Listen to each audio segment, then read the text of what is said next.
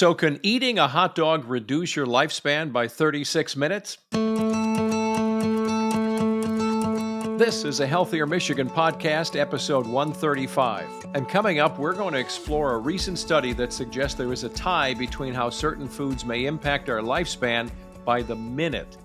Welcome to a Healthier Michigan podcast. It's a podcast that's dedicated to navigating how we can all improve our health and well-being through small, healthy habits that we can all start implementing right now.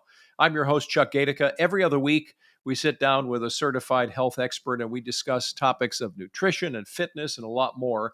And on this episode, we're going in deep on food choices and how they literally could weigh in differently and impact your lifespan. This is really intriguing, and it could be something that impacts our lifespan by the minute. With us today, registered dietitian for Blue Cross Blue Shield of Michigan is Shanthi Appelö. Shanthi, good to see you again. Good to see you.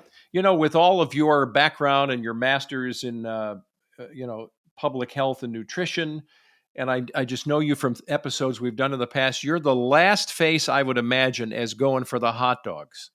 Am I right or wrong? Do you eat them? I am not a huge hot dog fan, but I feel like if you're at a ballpark, you need to have one. Yeah, that's true. Well, I was at a 2-year-old birthday party over this past weekend, and I had one. So now here we are recording, this idea about this study that's come out from U of M, and I'm thinking, man, I better shovel the oatmeal and try to make up for lost ground from what I did over the weekend. But that's kind of what we're focusing on, this study that came out from the University of Michigan that talks about how certain foods could impact our lifespan, which is really intriguing. And of course, this will get a lot of chatter because they're literally attaching minute by minute counts to certain foods that can be helpful in our health or maybe detrimental. So, for instance, we're talking about hot dogs, but here's this idea that you could reduce a healthy life and maybe even your lifespan by 36 minutes if you consume a hot dog. Conversely, they say if you eat nuts, didn't say salted or not, but generally probably not, you could increase your lifespan by 26 minutes. Are you buying this idea that we can get this down to the minute like this? I think the biggest take-home message from a study like this is that in the grand scheme of things, these consistent behaviors is what's going to make a difference. It kind of reminds me of these cigarette studies. You've probably heard in the past, like having one cigarette is going to decrease your life by 11 minutes, right? There was a study in 2000 where they did a study and the life expectancy of smokers was 10 years less than those who were non-smokers. In this study, the researchers did say this, is kind of a crude calculation, right? There's a lot of factors that go into this, like things that you do in your lifespan. It ignores, whether someone's cigarette usage is constant over time and all these things. But it does put the high cost of smoking into something that everyone can understand. We understand minutes of our life, right? And in this study, they actually looked at how much life lost was 11 minutes, like a phone call to a friend. So then a pack of 20 cigarettes was then a long film, like watching the Titanic or 2 football matches. And then a carton of 200 cigarettes was 1.5 days, so a visit to see family. So they were just trying to put this into things that we could understand. And I think that's really what this study is hitting, right? We've heard time and time again that, eating processed meats and having too much saturated fat, consuming too much sodium, all these things leads to a shorter lifespan or contributes to a shorter lifespan, maybe because it increases our risk for cancers, certain disease, things like that. So it's just putting something into things that we understand, I think. Well, and you've talked about balance before. So if balance is that I happen to have, and I don't really eat hot dogs that often, so I had this one over the weekend, so we better hurry up with our recording session. You never know, stuff could happen. But if it's balanced by me eating really well on either side of that, is it really just a drop in the ocean that I had one hot dog in 6 months? My gut feeling tells me, yes, I'm okay, right? Yeah. And in the grand scheme of things, let's say the average life expectancy in the United States, the last available data was 2021. It was about 76 years for both genders. In the grand scheme of things, 26 minutes is not a lot in 76 years. But then there's also so many different factors that play into that. We have family history. Yeah. Genetics play a huge component into certain disease states. We also have so many different needs as individuals when it comes to different nutrients and how different nutrients affects us. And some of that's a mystery, right? So it's just so complicated. But I do like this idea of understanding that these small things, if you're consistently consuming hot dogs like one a day for the rest of your life, that definitely is going to have a big impact. Yeah. And, it's funny. We've got a friend who is turning 99 years old. And I asked her several years ago, I said, "So what's your secret?" And she said, "Well, I don't know. I mean, I smoked half my life and I like having a diet pop every day." And so, admittedly, she quit smoking, and for her, that you're talking over 40, 50 years ago. But DNA obviously must play into her life because and other healthy regimens, right? So part of this is very contextual based on, are you stressed while you're eating processed foods, all that kind of stuff. So I do Yeah. find this interesting, but generally the broad brush that I see from the study, like you're saying, avoid processed foods and meats when possible, but also increase that intake of the stuff you've talked about before, fruits and vegetables, legumes, some fish, that kind of stuff, right? Yeah. Yeah. Exactly. Because when it comes down to it, these behaviors that we do over time are going to make the biggest impact. I think as people, we like to see quick results. Let's just say you have an infection and it's a bacterial infection, and you go to the doctor, you get an antibiotic, you take it for 10 days, and it's cleared up. That's really nice, right? Right. But when it comes to just feeling better, when it comes to preventing disease and things like that, those take a little bit more time. And so that's what it's difficult to conceptualize. I think we've heard these recommendations, right, time and time again, like, oh, eat these fruits and vegetables, eat nuts and seeds, eat omega-3 in your fish, things like that. But I think what is really interesting about this study is that it puts it into actual, measures that we can understand. So, did you see other numbers attached to things outside of what I've referenced, nuts and hot dogs? Are you seeing other numbers that tell us, don't go there because it could detract a lot of time from your life? Well, so what was interesting about this study is that they actually looked at both how foods impact the human body, but also the environment. So they were looking at different indicators to measure, for example, how certain food choices impact global warming, climate change, things like that. So there's a little bit more to it, right? But in the grand scheme of things, they did look at things that impact human health. So, for example, in the top category, it was red and processed meats. Um, it's ultra processed foods in general, and then on the flip side, on the green side of things, it was legumes, nuts, and seeds. But if we dive into the environmental piece of it too, a lot of these are consistent with each other. So things that they recommend us consuming less of, these red and processed meats, like hot dogs, is also not great for the environment. And there's a few different reasons for this. So, for example, to raise beef, we're using a lot of greenhouse gas emissions. It takes a lot of water use and it takes a lot of land use. So there's so many different ways in which how our food choices can influence the environment through those. So that falls straight in line with those that impact human health. So, in my mind, in your mind as a nutritionist, do you not have some kind of a line that divides the notion between red meat? I mean, if I get a good piece of meat, beef from or a bison burger or something, obviously there's environmental impact, but there's also environmental impact in me drinking almond milk because of all the water it takes to grow almonds, right? So there's always going to be that trade-off. But Yeah. isn't there a difference between a good piece of meat, if you're inclined to eat meat, versus processed meat? Isn't there a difference there typically? Yeah, so the ultra processed meats certainly have other components to them that make them unhealthy. So you Yeah. think of the nitrates and nitrites, you think of the sodium that's added to them versus something that's plain beef, right? So Yeah. there's definitely something to that. I think whenever we think of these changes, whether it's things that we want to cut down on or things that we want to include more, making them into these changes that we can kind of check off as a list, um, is what's going to be the most helpful.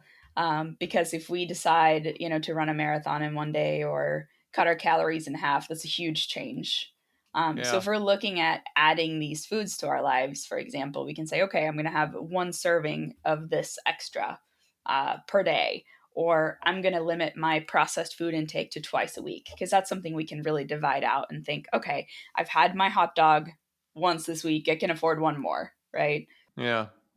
Well, the other thing I think about, and I guess it comes back to balance, this idea relative to the environment, is if you lean too hard into any one particular kind of food, you can also set yourself up for issues as healthy as the food sounds. For instance, what's the word for somebody who eats fish? Pescatarian, right? If you lean into eating fish all the time, you'd have to be a bit concerned. I mean, eating it 3 to 5 times a week. Are you getting food with mercury in it? Are you getting pesticides? What's your fish source, right? So it seems like this idea of balance and talking about the environment can be everything from getting fish out of a river to the quality of the soil and how farmers and all of us can be depleting that. And then we have to add chemicals and pesticides. So to me, this idea of being connected to the environment is a big question that has so many off ramps, but they're all good to think about, right? It is, and it takes a lot of learning. Yeah. And like you said, it just depends on your own diet and what you need to learn about that really applies to you. I think, though, specifically, if we're thinking about things that the study mentioned, so little things that you can do. If I were to say three nutrients that you should try to focus on in your life, it would be number one, fiber foods, Okay. because it impacts so many different parts of your body. It's good for your heart health, it's good for your gut health, and our gut is connected to so many different parts of our body. So it can positively impact our brain, it can positively impact our gut, it can reduce our risk for so many different cancers and diseases later down the road. So that would be the first thing. And really good fiber sources are going to be things like chickpeas, raspberries, avocados, so many different categories of that. And then foods with omega 3s, because it is so important for brain health. Um, so, obviously we know fatty fish is rich in omega 3, but you can also get it from things like walnuts and flax seeds, things like that. And then the final one is going to be berries, because berries are so rich not only in that fiber, but also so many antioxidants that can be protective over time. So the three things: fiber, berries, omega 3. Well, and all of that is good stuff. And here we are.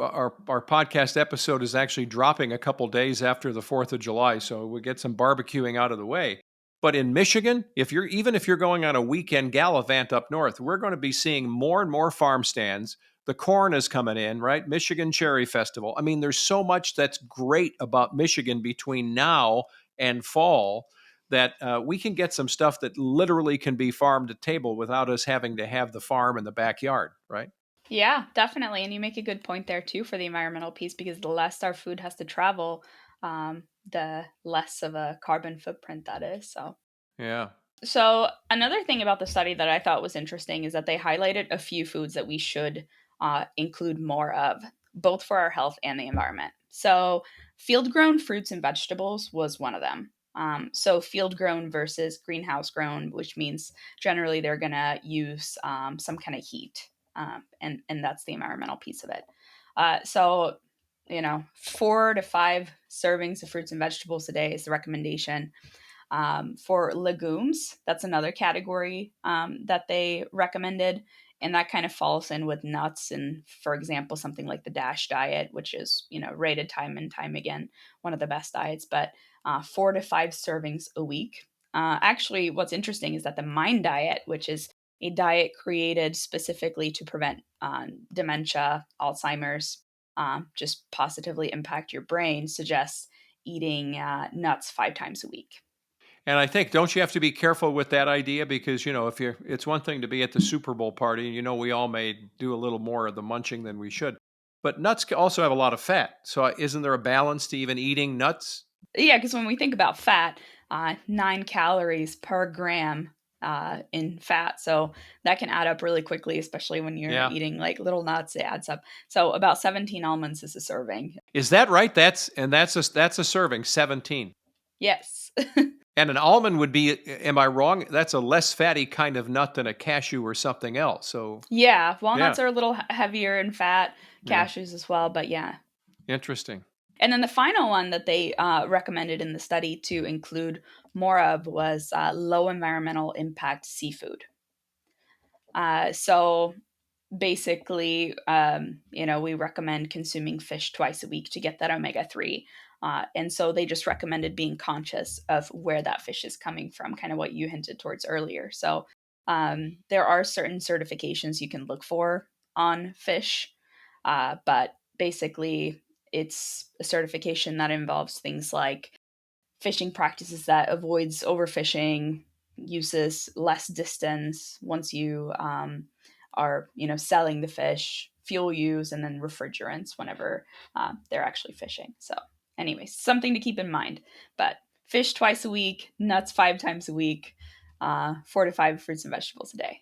But there are so many things that I think they're encouraging us to eat that of all the things you've talked about, so much goodness is wrapped up in some very little packages, like black beans. I mean, you're Yeah, going to get water, fiber, some protein. I mean, you don't think of black beans or any other kind of bean as being something that adds protein, but there you go. So you can actually get a lot of the goodness in some of the stuff that's a buck a can, right? Maybe less on sale, and really yeah, stretch out your salads or whatever you're doing for your main meal, including your protein.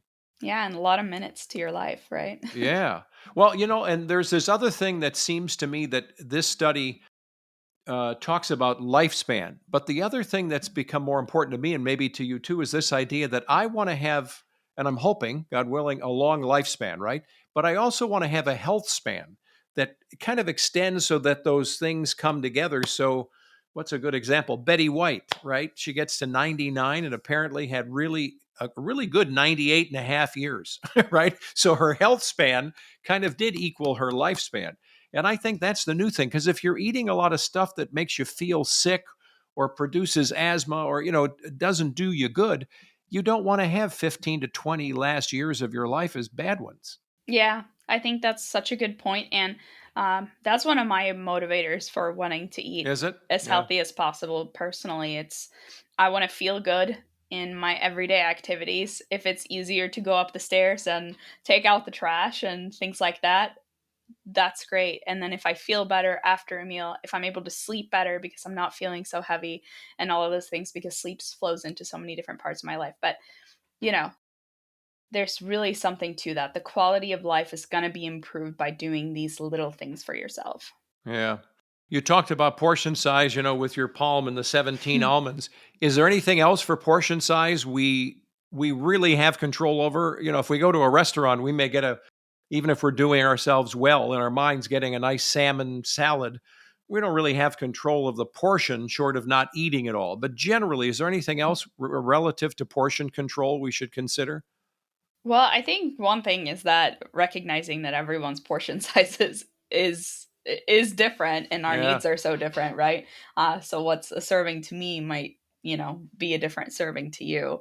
But something to keep in mind whenever you're designing these serving sizes for yourself is to meet some of these recommended intakes. So, for example, protein, calculating your needs for protein and making sure you're getting enough throughout the day so that you're feeling energized, you're feeling your muscles are supported, and you're staying full throughout the day. So usually that's going to be about 4 to 6 ounces of something like salmon or chicken or meat.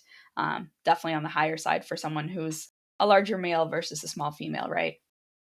And then something too with the fruits and vegetables, size of your fist. That's a good amount to shoot for. So if you're trying to have breakfast in the morning, you've prepared your bowl of oatmeal, you're adding some berries, aim for that fist size to add to that. That's good. And I think right now it's so easy to find so many great things. My wife came home with a little box, a mini box of nectarines the other day. Just a huge home run. Just the best tasting stuff ever, and we don't normally get nectarines. Yeah, And in the summer, just the best. I think that's a fun thing though too. Like if you're trying to incorporate more of these nutrients into your life to overall feel better and live longer, right? Is making it fun, going to experiment, see if you like things. I love going to stores that have cultural foods that I haven't been exposed to before. So there's a Japanese grocery store I like to go to, a Korean grocery store, and both of those places always have fruits that I've never tried, and I'm always interested in just seeing, oh, is this something I'm gonna love? But just find ways to make it fun for yourself. Yeah, yeah, I agree, and I've got my own. I think we talked about this last time or previous episode. I've started my own little container garden on the deck, and I've got more Bib lettuce. It's really it's coming, and I've got cherry tomatoes which are flowering, but I haven't gotten them yet. But I've got like parsley. I don't even know how to eat that much parsley that's coming now. Gotta make you some chimichurri, yeah. What's that?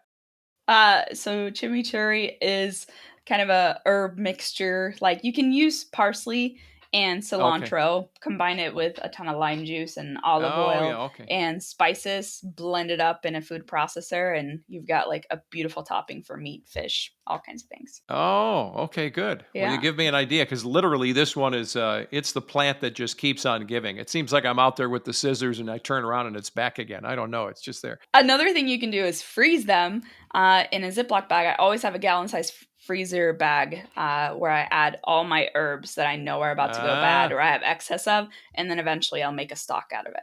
oh, that's great. That's a good idea. So, what the study? Anything else that's jumping off the page to you?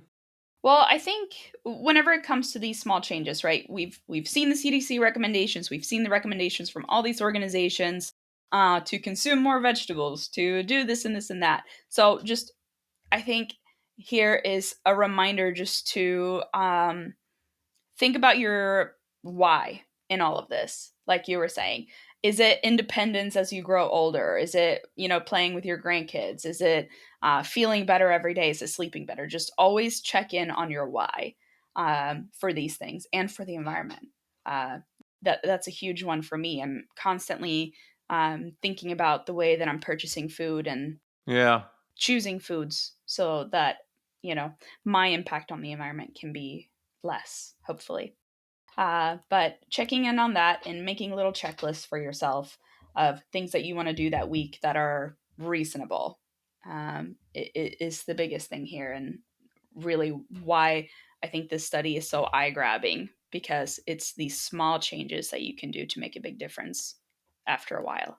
And the "what's your why" thing is so important from a business world standpoint. We don't typically use this phrase reverse engineering in life, but in general, our personal human life. But I think that that's the way I've come to look at things is I'm asking, what's my why? I look at pictures of my family on the, I don't know, on the wall somewhere, and I think, well, that's the answer. That's my why. And to your point, I'm reverse engineering. How do I get to the point where when I'm 80, I'm still there, right? Yeah. And so then I'm starting to make changes in my own life that help me get to that point. So that's really great advice.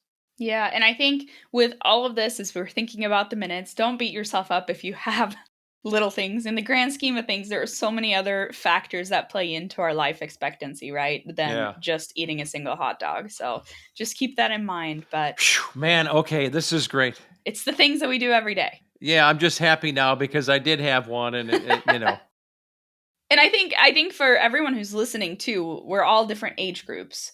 yeah. So I think, as we're thinking about adding foods to our lives, subtracting foods for our lives, it doesn't matter when you start. You can always make a difference for the better. Sure, it's more beneficial to start the younger you are, but if you start something today, whether you're 30, 50, or 70, you can make a positive impact. Yeah, that's great. Any last tips as we wrap things up here? It's important to become better informed of your food. I think we kind of dug into a little bit of the environmental piece, but just do some research and figure out kind of your own footprint there. Well, thanks, Shanti. Good to see you again. Thanks so much. We'll see you next time. And watch out for the hot dogs, I guess, is one of the answers, right? Yeah. Shanthi Appelö is a registered dietitian for Blue Cross Blue Shield of Michigan. We're glad you're with us, and thanks for listening to a Healthier Michigan podcast. It's brought to you by Blue Cross Blue Shield of Michigan.